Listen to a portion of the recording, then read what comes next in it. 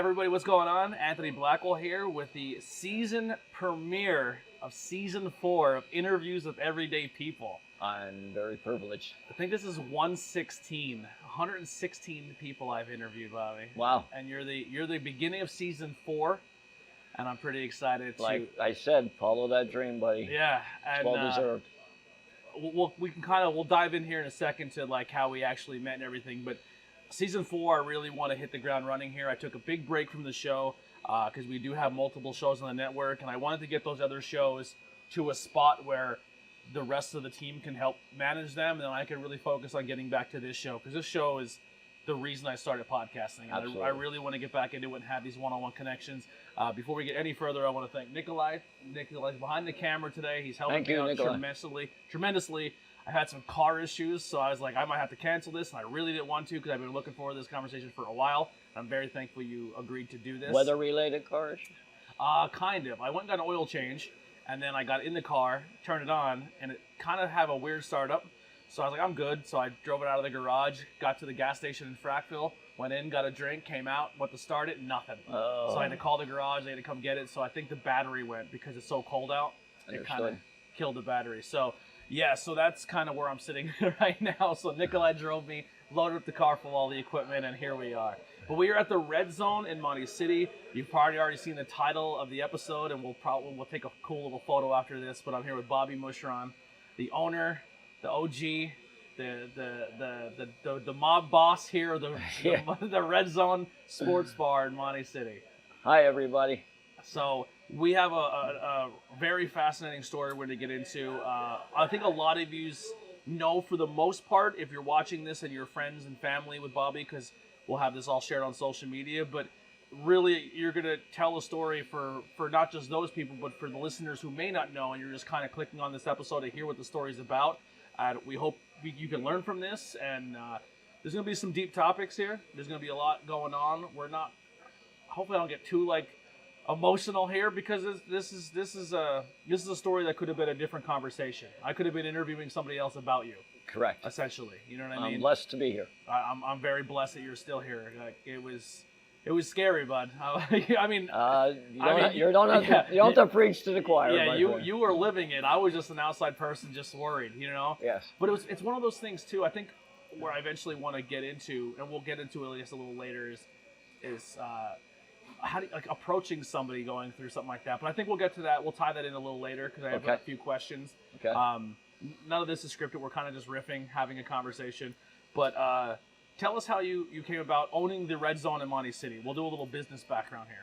Back in, I would say, around the 2011 timeframe, Fred Mervine and myself got into talking to a couple different bar owners. And I was highly interested in getting into the business.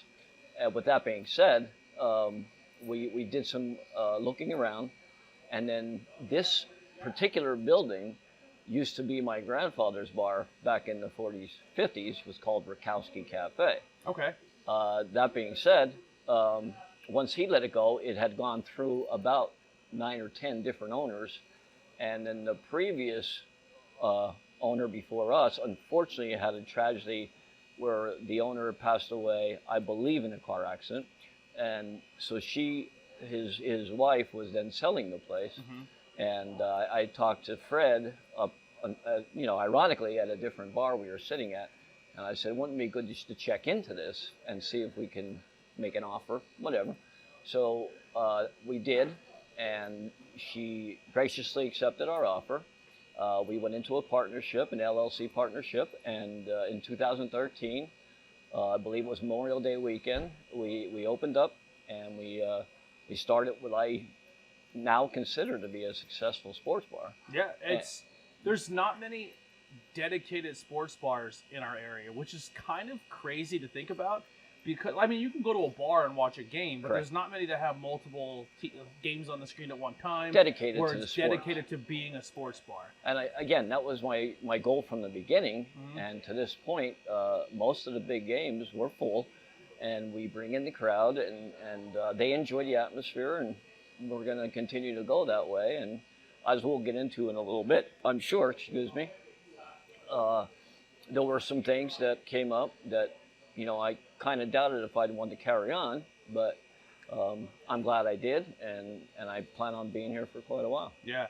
Now, what were some of the other names of this bar? I only know it as one other name. It was at one time. It was also after Bukowski Cafe, which is my grandfather. It turned eventually into Decker's Fifth Quarter. Okay, I didn't know that one. Which was my Aunt Nancy and Uncle Barry and their children. Mm-hmm. They owned it as the Fifth Quarter, and they were pretty successful also.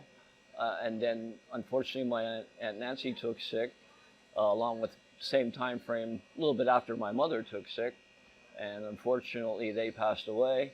The Fifth Quarter then went on to sell to the folks that had it previous, but this was at one time. I'm trying to think of the name of the place, Pepsi Joe's. Yep.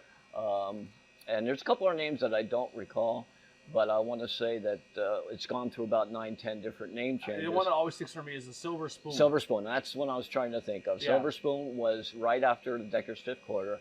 And then I'm trying to remember what it was when the previous owners to us opened it. But that may come to me in a little bit. Yeah. But actually, no, I do remember it. I don't remember being called Decker's Fifth Quarter. I just remember always saying, like, we're going to Decker's. Decker's, yes. Yeah. And that's because a lot of people will say, instead of saying we're going to go to the M&M Red Zone, they'll say we're going to go either to the Zone or down to Bobby's Place. Bobby's Place, yeah. Yeah. That's what I hear a lot. And we're going to Red Zone or we're going to Bobby's. And I struggled a little bit with changing the name, but I'm glad I kept the Red Zone. Yeah. Because it's the epitome of a sports bar. Mm-hmm. And we did a good job with that name, I think. I It's agree. really oriented to the sports world. What does the M&M's stand for?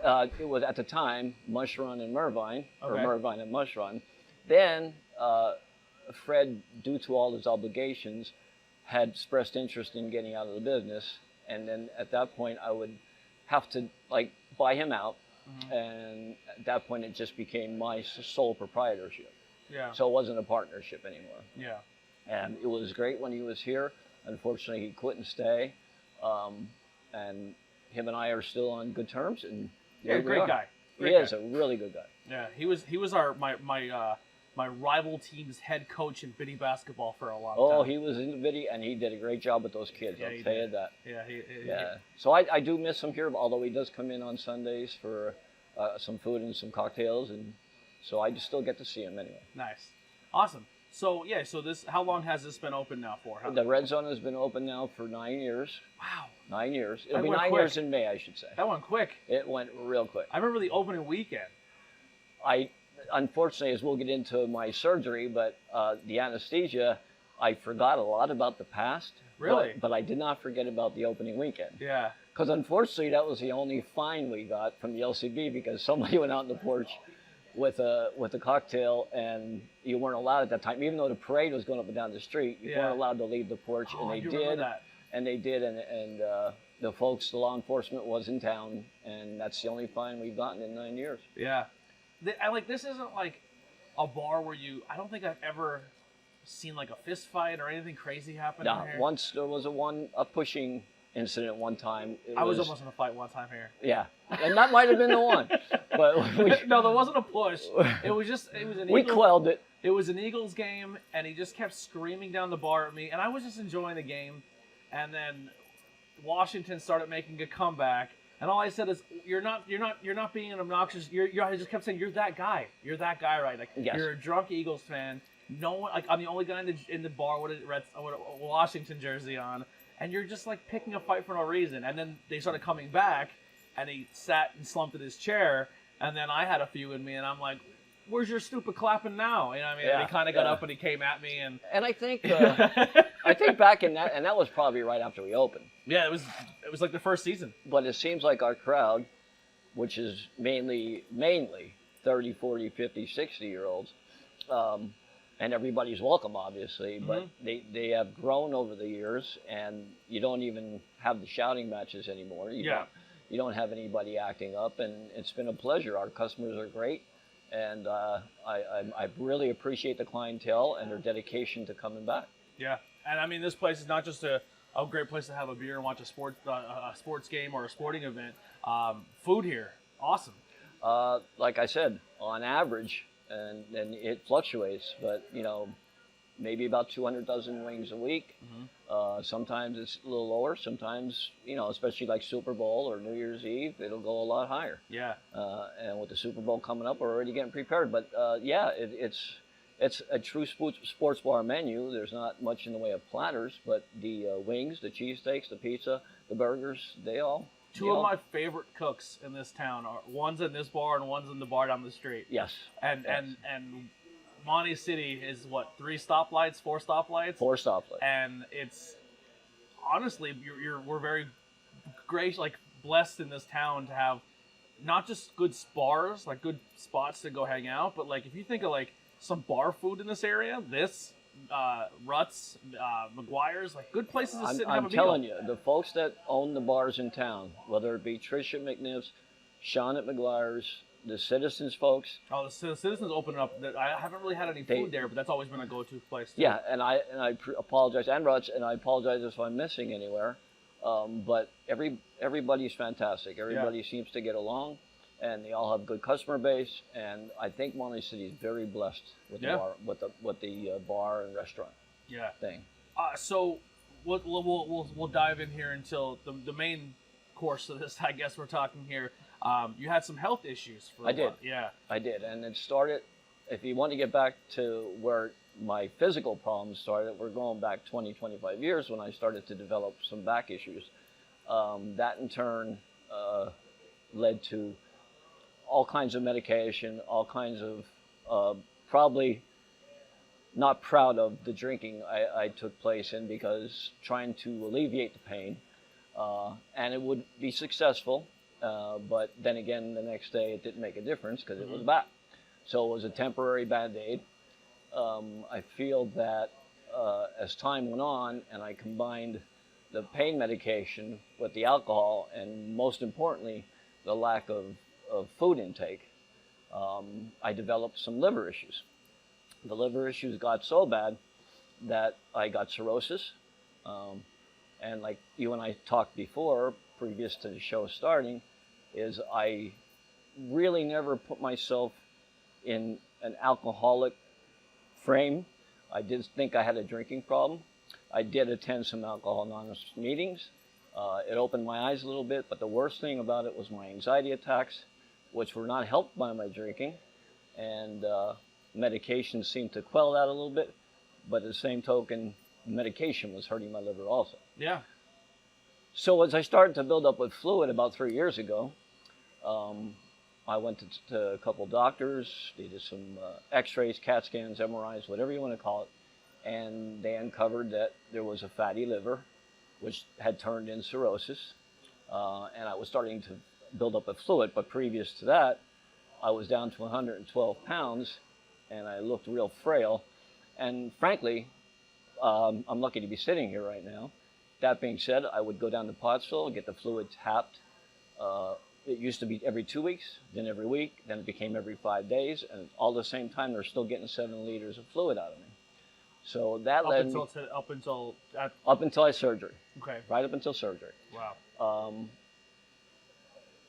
My last couple, well, actually, ironically, we got listed. You can get listed at 2 different places for a transplant. We went to Hershey first. For about a year or so, we waited. Nothing was really happening. On an emergency visit to Hershey, for my liver problems, they did shoot a dye into me that contributed to knocking down both of my kidneys, totally out. So medication was not bringing them back. Time was not bringing them back. I was then listed. We then listed to Johns Hopkins, which was probably the best move we made, because it was a month later they called us down for a meeting. We had a successful meeting. They expected to see a real frail older gentleman. Fortunately, at that time, I was getting my appetite. Appetite never actually went away, but I was gaining the weight back. A lot of it because of the fluid, but I looked a little bit healthier. They were thrilled with that. They knew my physical condition can handle the transplant.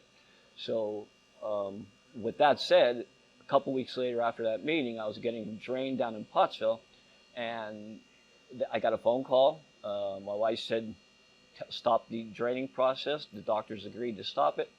We went down. She came down for me, and 3 hours later, I was at Johns Hopkins in Baltimore, and surgery began. And 3 days later, I finally woke up. They had replaced the liver, the kidney. They took out the gallbladder, the appendix, and a hernia. Wow. And a hernia. And a hernia. You had a full tune-up. I had a full. The hernia, unfortunately, was right in the belly button area, and it was getting so big and so ugly that I really could not wait for. I mean, that thing became a burden on me, and probably contributed to my back problems because I was overcompensating my back with trying to hold myself up while the load of the fluid was weighing me down. And when you have 9 times out of 10, when you have really bad back problems, yes, a lot of it has to do with your core. Absolutely. So if your core is in rough shape, and now on top of it, you know, obviously we're not athletes anymore. You know, we're not walking around with six packs. Those days are over. But when you have a hernia and it's sitting in your core, and it's causing you so much pain, your core is now compensating for the hernia, which is going to cause more problems in your lower back. And ergo, that's why after surgery, the physical therapy really concentrated on the core. Yeah. And the core, you know, I literally had to learn to walk and to talk. Getting upstairs was impossible for the first 3 weeks after surgery. All in all, though, I'm very fortunate because even the doctors down at Johns Hopkins, who are probably the best in the country, had said to me that, you know, you're ahead of your schedule. And to this day, knock on wood, I feel like I'm going to be able to get stronger every day, which I am. Now I'm able to drive again.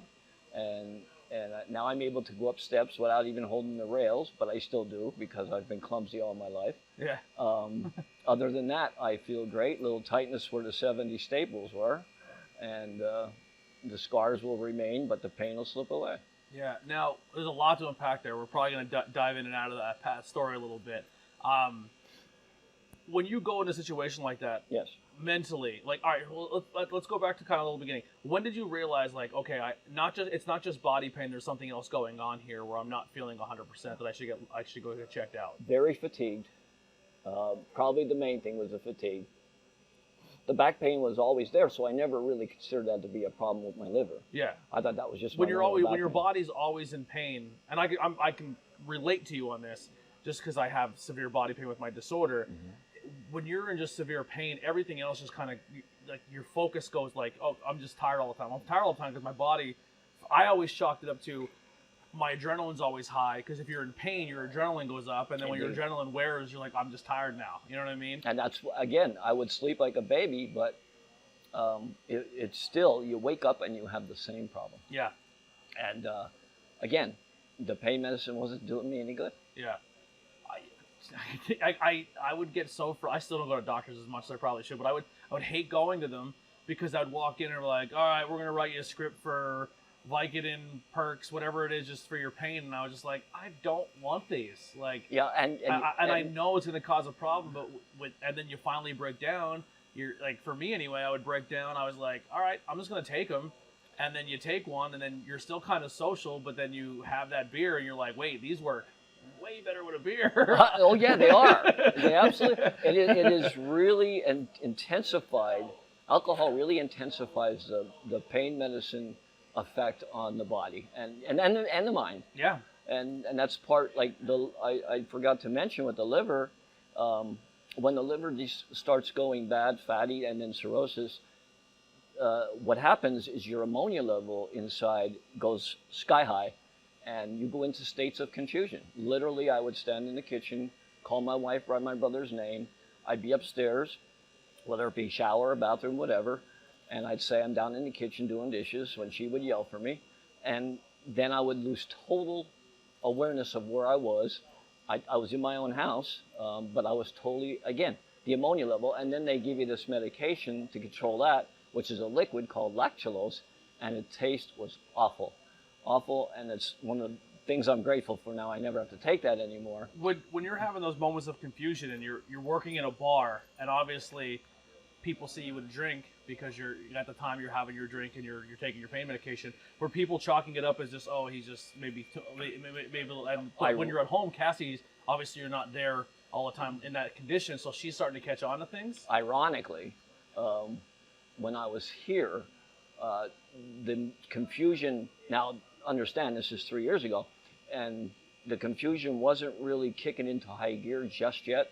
So once I started taking sick, that's when it started. And at that point, I'd started to not come down here as often because of my condition. I was getting very weak, to a point where I didn't think I was going to make it.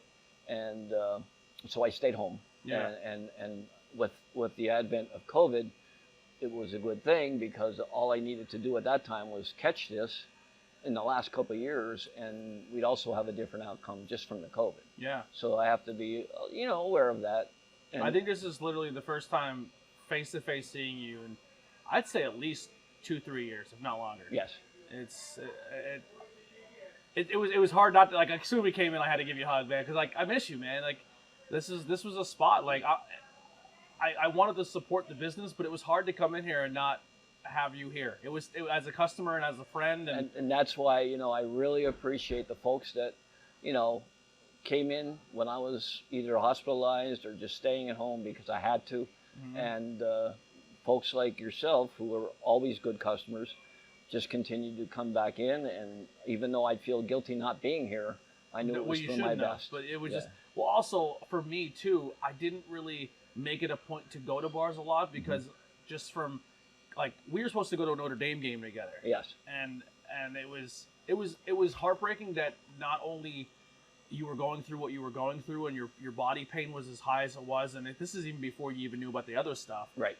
Because I was just like, man, if I'm going to experience the Notre Dame game, like, it's going to be awesome to experience my first. Because that would have been, would have been your first? Or you were Yeah, there? so it would have been my. Still, I haven't gone there. Yeah, yet. that would have been like all of us, our first time in South Bend, and I was just like heartbroken, you know what I mean? And I was just like, man, this sucks. And then like shortly after that is when it really like went down. Like, Life truly was put on hold. Yeah.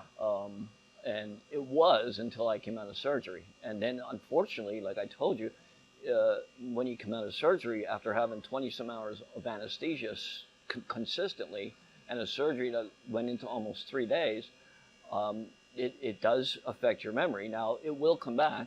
The things I have forgotten will come back, and I did not forget everything. Yeah. But I do recall the conversation about Notre Dame. I do recall how badly I needed to get out there because I knew my time wasn't long on Earth if I was healthy. Yeah. Being 60 or at the time 58. But and feeling the way you were feeling. And feeling the way I was feeling, absolutely. And you think you're invincible when you're in your 50s. It can't happen to me. And when I got the diagnosis is when it became a realistic approach to mortality. Yeah. I was afraid of dying, but yet knowing that I mainly brought it on myself, I developed this strong will to live. And I think that with the prayers from everybody and the support, my wife, Cassie, has been great through the whole time. She's a superstar. She is a rock star. She literally, along with my donor, which I'm sure we'll touch on, saved my life. Yeah. And of course the medical team. Yeah. Now another thing that I just know from personal experience, I'm just trying to put myself in your shoes. I know, like, I'm not trying to make it about me, but that's the way I conversate is I try to put myself in that person's shoes. Certainly. But like when I was doing the pills with the drinking to coincide with my body pain, like you were saying before, at the time you're social, and that's your only, like, we're both social people, so having a beer and then not feeling that body pain and then being able to be social and have a good time, and then you kind of, that can get, you're not really like you're crutching on the alcohol for that reason, but it does help you intensify your social drinking stat. You know Absolutely. What I mean? Like, and then you wake up the next day and then you said you feel like 10 times worse at your body pain. I mean, on top of it, a headache, and then you're like, depression was tough. Absolutely, anxiety out the butt. Yeah. And again, I had to take medication for that, but now they stopped that. Now I could just the next day waking up with a depression and anxiety, and then now you come to face what you're like, where you're like, all right, listen, you're literally at the mercy of a donor, and at this point, like, what was your mind state, and like, was it difficult to stay positive, or where did you fluctuate between?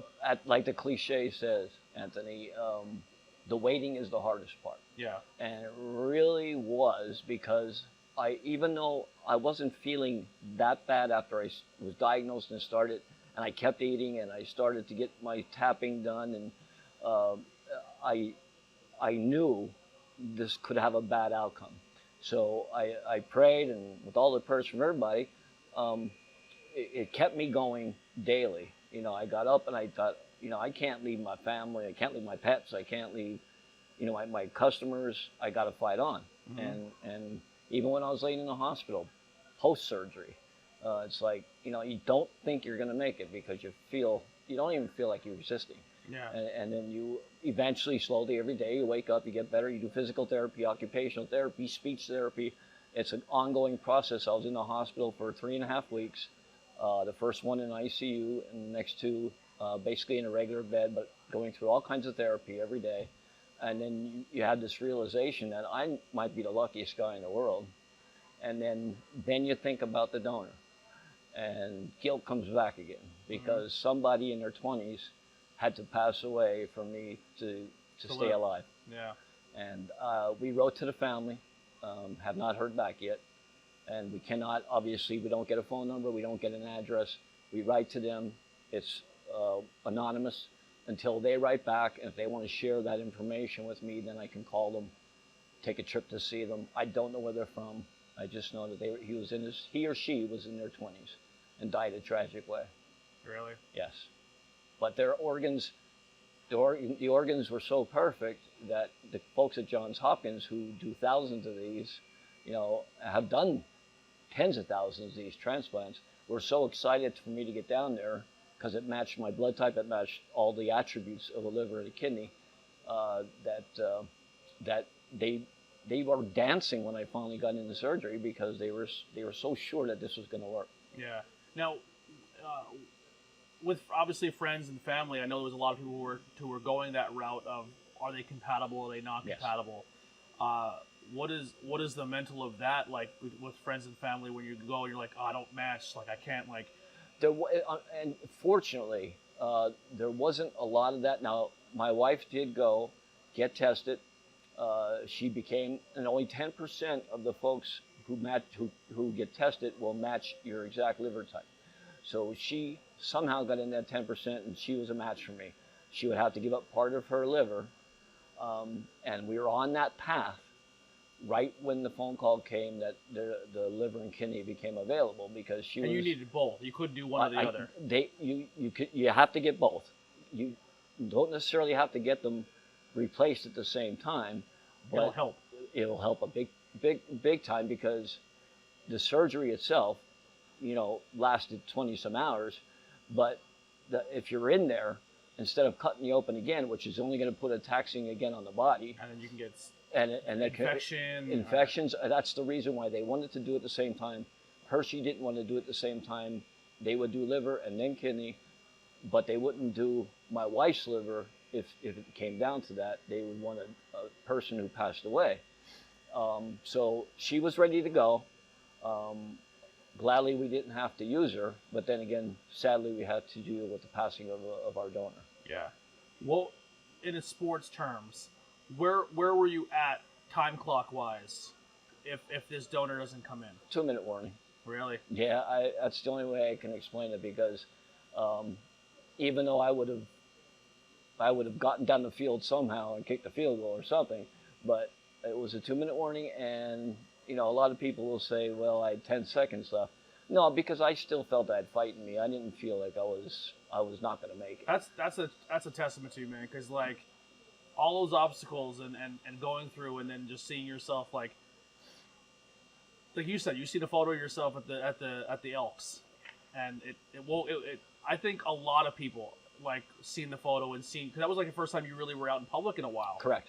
And it was just like a lot of people not wrote you off, but it was like, I think it really hit people like, we might lose you. You know what I mean? Like, because we're not physically seeing you because you disappeared. I'm telling you, I did not see myself that way until I saw the picture. Yeah. I mean, I felt very weak. I knew I didn't look great, but yet when I was getting dressed that night, to me, getting Citizen of the Year was very important, and I wanted to be there.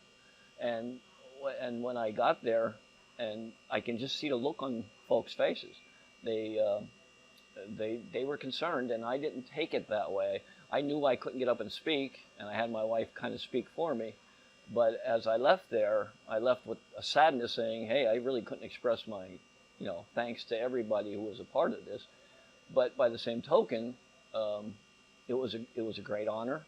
I thank the people at the Elks, and I it was an eye opener. Let's put it that way. Yeah. Yeah. Yeah, I seen the photo, and it didn't hit me right away that it was you. I had to. It didn't hit me right away. Yeah, I was like, and then it like, dude, I shed a tear, man. It was like I was heartbreaking, like because it was like, holy crap, like, where was your weight? I'm not not a Weight Watchers plan here, but where was your active weight before you got Before I sick? got sick. And then 165. that night, 165. 165, and that night I was 112. 112. Before surgery, I went back up to 140-ish because my appetite through all the 3 years and through the surgery, even post-surgery, never changed. Yeah. But I wasn't allowed to have salt. Yeah. And I wasn't allowed to have so much of this. Well, there was a time here, even just being at the bar, we would be like, Bobby, sit and eat, and you wouldn't. That was the big downfall. And that's a big thing too, especially when if you are having issues with pain pills and coinciding it with alcohol, or even just alcohol in general. If you drink on an empty stomach, your body has nothing else to process except pure booze. And the liver does it all. Yep. People don't understand that the liver carries 500 different functions in your body. Yeah. And that's a lot. Yeah. And if you lose that liver, now mine wasn't 100% gone. It was about 90, and it would work just enough to get me through the day. Mm-hmm. But that fear was not waking up someday. Yeah. And when I did, a lot of those days were just working so hard, not only to walk and talk and all this stuff, but blood work. So much blood work. To this day, every Monday morning, I'm down at St. Luke's, and I'm getting blood work, and I'm getting a test back on Monday night, Tuesday, and I'm looking at those numbers and hoping the transplant team doesn't call and say, hey, you might be going into rejection. Now, rejection is often misconstrued because people think when it's rejection, oh my God, the liver is going to die. He's going to have to go back in the hospital. Not necessarily so. They adjust the medications, the anti-rejection medications, which I'll be on the rest of my life, get adjusted to where it'll fight off any infection or any kind of rejection that's going on. Mm-hmm. I'm at 36 pills a day, taking at 12-pill increments. 36. So what running back was that for the Eagles? Brian Westbrook. Brian Westbrook, there you go. 36. I'm Brian Westbrook pilled out, to be Yeah. honest with you. But they most of them will eventually go away. But being that I'm only 4 months post-transplant, I probably got another 6 months looking forward to. But the anti-rejections will go for the rest of my life. Where now? How you're still saying that there is possibilities where your body just says, okay, not really like it wakes it kind of like this isn't supposed to be here. It's not mine type deal. Is there a even higher window when you first get it? Like yes, they really watch the rejection for the first 3 months, big time. 3 months. Then they'll do another 3 month increment. After 6 months, they as long as the numbers still look good, and mine, I mean, fortunately, mine are looking good every week, and sometimes even better every week. But I got to watch the diet, and but if they see any signs of it going into rejection, they adjust the medication. They may even have to put you in the hospital for a couple of days just for some IVs or whatever. But they're on top of it. The team never stops looking at your numbers, probably for the rest of your life. Yeah. And as soon as they see something that's not matching where it should be, they call us up. They say, hey, you got to add this. You got to take this away. My white blood count went down a couple of weeks ago. Not to a dangerous level, but yet it would open me up for more infections. So they took away one of the medications, which it then raised the white blood count. But unfortunately, the anti-rejection medication wasn't working as well. So they had to put me back on. But all kinds of physical issues, Anthony. It was, I just didn't know from day to day what I'd have to be doing, whether running to the bathroom, not being able to walk to get a shower, this and that. And then you had to rely on other folks. And it was really a guilt feeling. Absolutely. I mean, growing up as a male in Schuylkill County, you're taught be tough, hide your emotion. You hear that from your parents, the grandparents.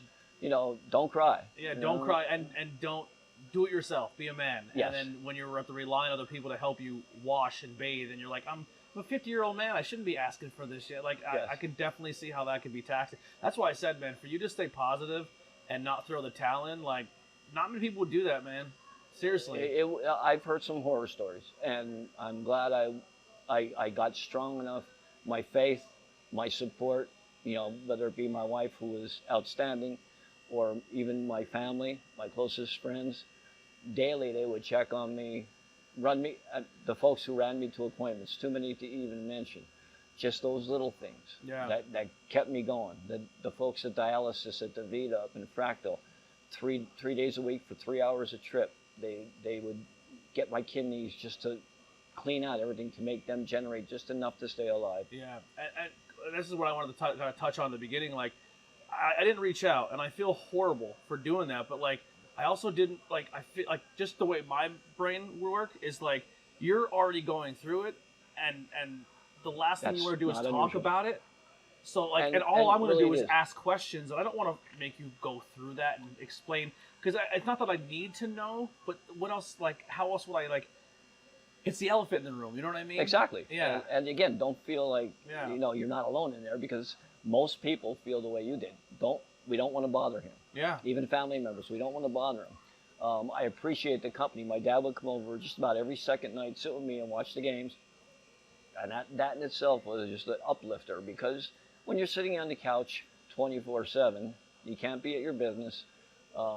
You should have stock in ESPN at the time, because that's all I did. Just watch sports? Yeah, just watch sports and then go up to bed. Now I go to bed at 9, 10 o'clock, where 9, 10 o'clock was just the start for me back in the day. Yeah. Yeah, so again, all the support kept me going. What was it like to come back into the bar, sit at your bar, and watch a sports game your business? It felt fantastic, and to not have the feeling that I had to have a drink, and just that you were in this atmosphere. Yeah, I am since like 2 Christmases ago. I'm sober, no drinking for the last 2 years and a couple weeks. And truly, I don't really miss it. I miss the camaraderie and the laughs that went along with it. Mm-hmm. It's so, like, as someone who cut back myself, like, I'll have, like, one, and I'm just like, I'm good. I don't need to do this. Like, It's just not, because, like you said, like, when you finally wake up the next day and you're like, this is this part that sucks, is the waking up the next day with the hangover and feeling like garbage. It's just like, I'm good. I just come here, hang out, watch the game, and leave. You know what I mean? Yes. Like, yes. Go into a bar, order some food, maybe get a soda, and then head out. You know what I mean? And that's, like I said, you mentioned coming in here. This place wouldn't be here anymore, because I was, and as probably most people know, we were close to selling when my health deteriorated.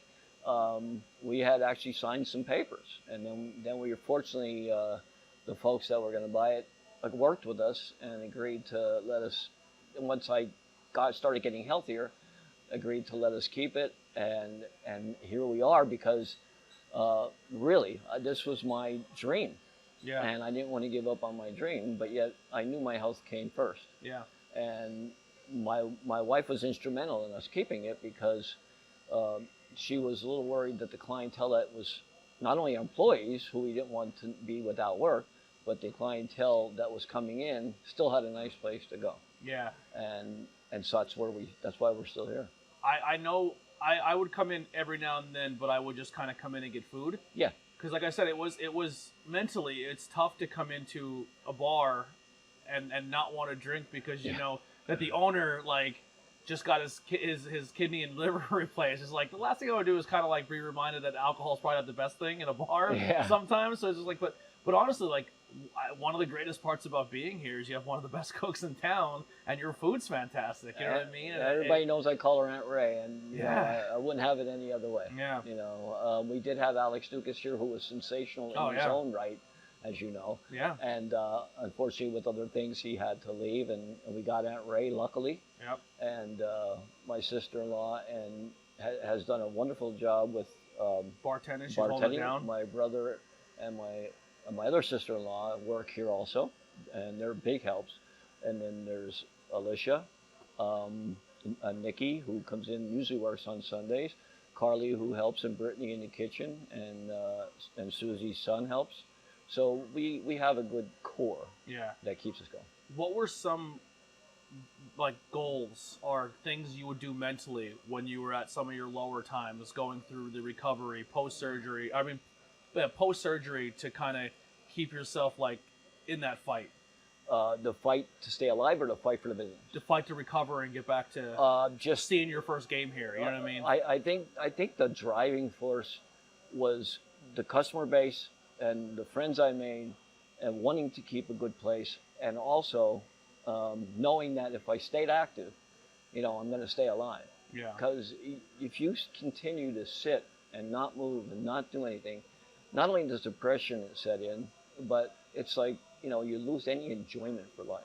A positive mindset can go a long way. Absolutely. And I know it's really strange. I know I'm going to say this because I don't understand what's happening, but not only did the memory seem to go away, but in my mind, I remember my 30s, 40s, my 20s even, but I seem to have lost a whole decade there. And I don't know if it was part of the liver disease, but I don't remember a whole lot about in my 50s, which makes me think, here I am, 60, and not feeling like I lived a full life. You know what I mean? So now I have that drive, and along with that, I'm in training to speak to schools, students, mainly high school and above, or groups, about the importance of donation and tying into it how alcohol ties into having liver issues, and I'm training to get that done.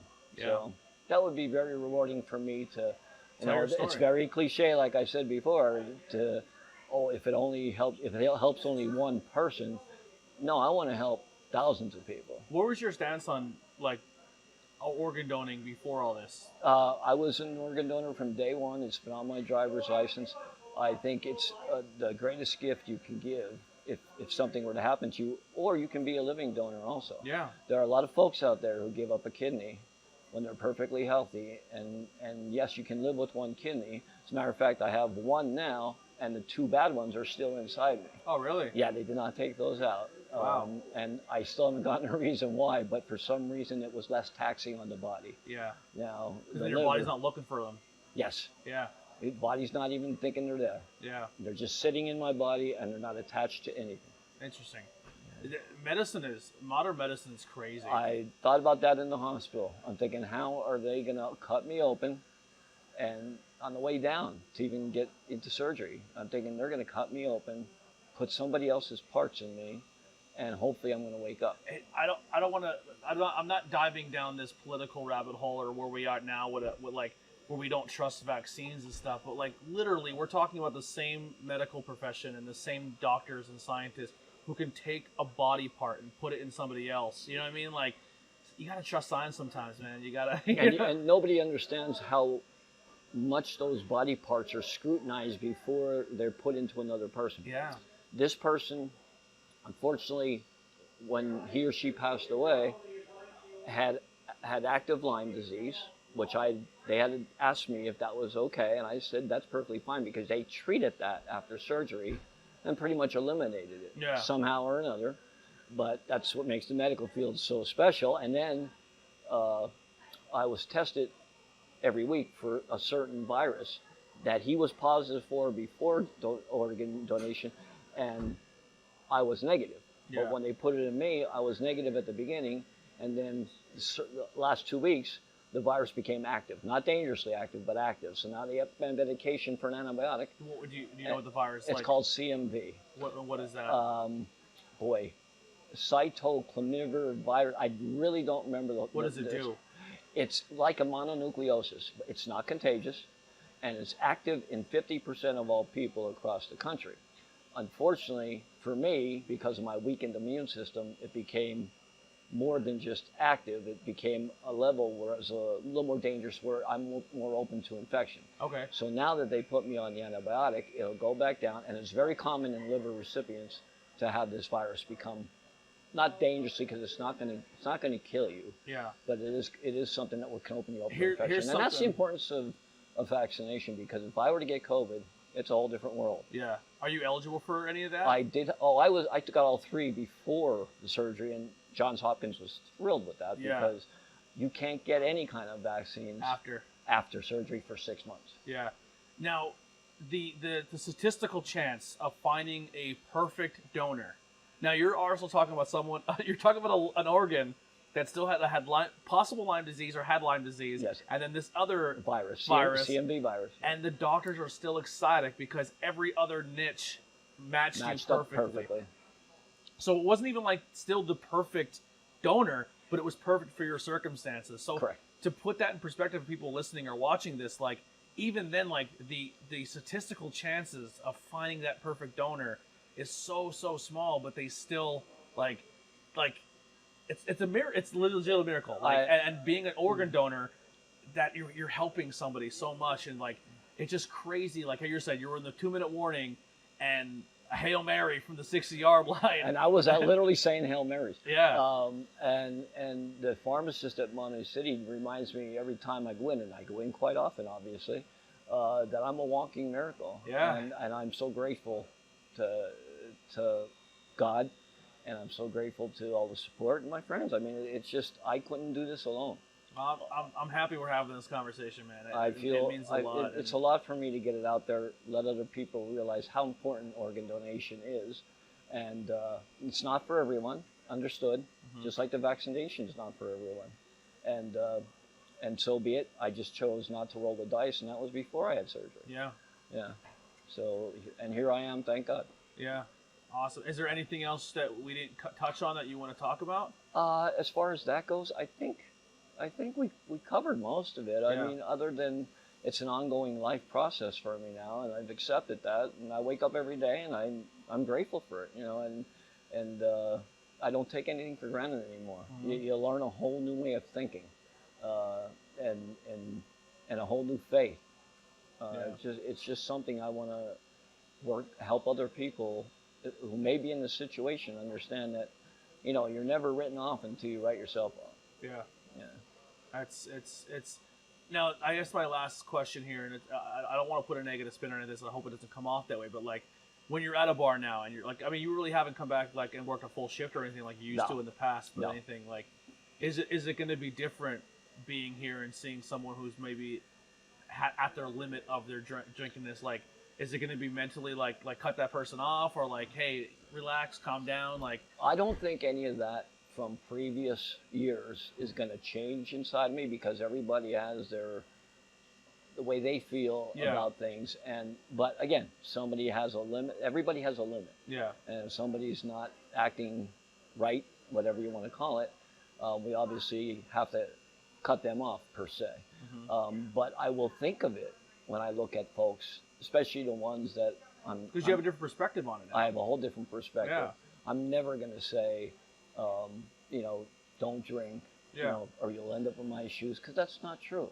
And you can't tell someone not to do something because people just lean into it heavy. But I mean, there was a group of us that would come here and have out drinks, and some of us drank more than others, and some people, like, you know what I mean? But it's just like, how much of those people do you think like look at the situation now? And I know me personally, I've done that. You know I've had several people. Not only have I gotten more hugs in the last several months than I have my whole life combined. Yeah. But I've had several people come to me and say, "Hey, you opened my eyes." Yeah.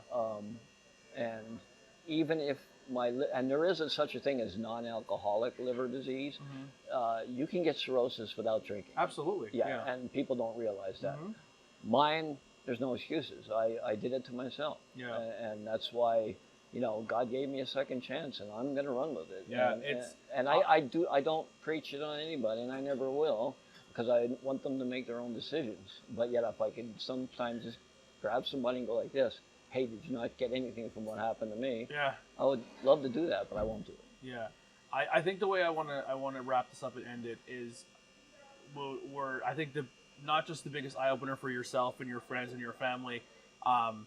I'm always about. I like the term of giving people their roses while they're still here. Right? Absolutely. And I think one of the biggest ways you got your rose, especially in a small community, is winning that Citizens of the Year award, because you're being honored by your community of being a good person, which you are. Thank you. And you've done a lot of great things, whether it be the local business or just helping other people, or you know, doing stuff with the local sports and helping people, and you weren't able to accept it. And is there anything that you didn't get out that night that, like, given the opportunity right now, you want to say? Like, I do obviously want to apologize to the folks at the Elks, because graciously they bestowed that on me, and I was not in a frame where I could, speak to why we do what we do here with donations, with just treating customers the way customers want to be treated. I mean, there's a whole list of things that, I'd like to say, hey, I was brought up the right way,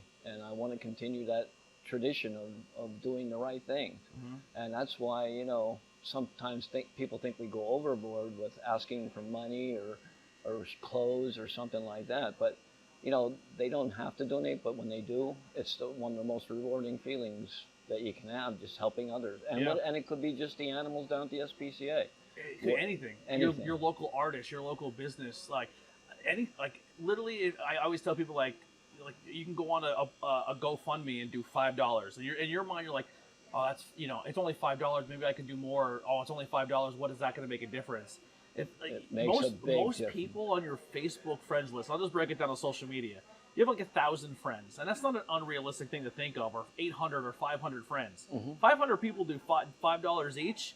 Think about that. You can change a life with that kind of money. And I want to say, first of all, when the benefit they held here for myself, the folks that came here, it was outstanding. Yeah. But just the GoFundMe page, that was started by my family, and between my niece Allie and Paula and whatever, they all combined to make this benefit happen, including my brother and Eric, along with Cassie's family. It was just so rewarding to have so many people here and give them a realization of the organ donation and then the contributions to our financial help, because I can share that the surgery, although most of the insurance coverage, was close to $1 million, if not a little bit more. And that's not including... You're the $1 million man. Well, yeah, and I got the liver and the kidney to prove that. You'll be fighting bears in no time. I mean, there's still no money in the checking account, but I am $1 million man, and I'm very grateful for that. And I'm grateful for you guys being here today, so I can share. Listen, man, I'm grateful that we can sit here and have this conversation. Yeah, and I hope somebody gets something out of it, and that makes it a success. Awesome. We'll get the shameless stuff here at the end. I wanted to put it at the end and not the beginning. I usually just put it at the beginning, but if you are listening and you enjoy this, please share social media. We're on YouTube, Facebook. We're on all audio platforms, so you can just search Interviews with Everyday People. Like I said, we've had a whole bunch of back content. We've grown a lot in 4 years. I'm really, really excited for the season 4. I have a lot of really cool things planned, whether between people's stories, local business people, people who have done some pretty cool things. I think I'm closer to my bucket list interview, which you've seen online. Yes, I did. And I would really love for that to come to fruition, because I think there's so many cool stories in this area. This whole podcast started interviewing my grandmother, because I only have one grandparent left. And I can go back and look at that in 10, 15 years when she may not be here. And I have that forever. Absolutely. These stories are important, you know what I mean? And it's cool that everyday people have an opportunity to tell their story. So I'm telling you, and another thing, people do not take life for granted. Yeah. It can change in an instant. Yeah. And you will face a whole different future if you're fortunate enough to face that future. Yeah. So if you would like to be on the show, hit our link tree up. There's a tab there that says if you want to be a guest, you fill out a quick form just so I can get in contact with you, and I have a little bit of a bio of what we're going to talk about. But there's a lot of cool stuff coming up this season. I only try to do like one a week, but if people are willing to talk more, I have the free time now. I want to get as many done as I can. We do have merchandise. If you want a t-shirt, a sticker, a banner, we do have a merch page. Patreon donations, I'm not going to go through all the names. I'll get it on the next one. But there's so many people who donate, and that helps pay the bills, because we have like a streaming service and video editing software. So thank you to people who donated on Patreon. I'm excited for this new season. I'm very, very happy to start off with you, Bobby. I'm very happy to see you for the first time in years. And get that hug, man. That meant a lot. And it meant more to me, probably, Yeah. because I was at a point where I wasn't sure I was going to get hugs anymore. Yeah, so, well, I love you, man. I love you, too. And thank you so much to everyone who has been in his corner, his friends, his family. The Moucherons are rock stars, man. Between your wife and Cassie and her family, all of yous are absolute rock stars. Support your local business. Support your local arts. Like we said before, a small thing of gratitude can go a very, very long way in someone's life. And keep that in mind. It goes a long way. Sharing something on social media, saying, hey, we're doing a benefit for somebody, even if you can't attend it. If you just click interested, your friends list see it. Like, you know what I mean? You're opening the door for more people to do it. And we're kind of at the mercy of social media, where you're kind of relying on it, even though it's not the greatest platform to do it. So that hitting a like button goes a very, very long way in helping people get their message out. Anthony, this area gets a bad rap sometimes, but I'll tell you, when some kind of negative tragedy, whatever you want to call it, people band together and they come out and they support, and I think that's very complimentary of Schuylkill County and generally the Northeast area by itself. Yeah, for a few times I was like, man, I think I need to branch out this podcast outside of the area, because the support wasn't there and I wasn't getting a lot of people who were supporting.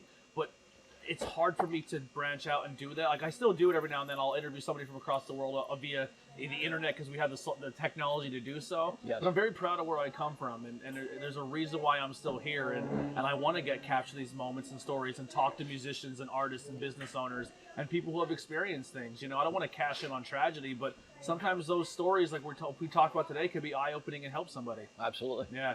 Well, that'll do it for Interviews with Everyday People. Anthony Blackwell, Bobby Moucheron, thank you again. We'll see you next time. Thank you. We're out of here.